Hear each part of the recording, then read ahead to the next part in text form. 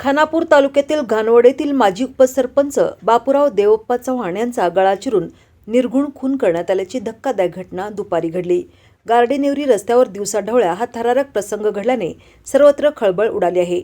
हल्लेखोरांनी निर्घुण खून केल्यानंतर घटनास्थळावरून पलायन केले। दरम्यान घटनेची माहिती मिळताच विटा पोलीस तसेच स्थानिक गुन्हे अन्वेषणच्या पथकांनी तातडीने धाव घेतली होती। घटनास्थळी बघ्यांची मोठी गर्दी झाली होती।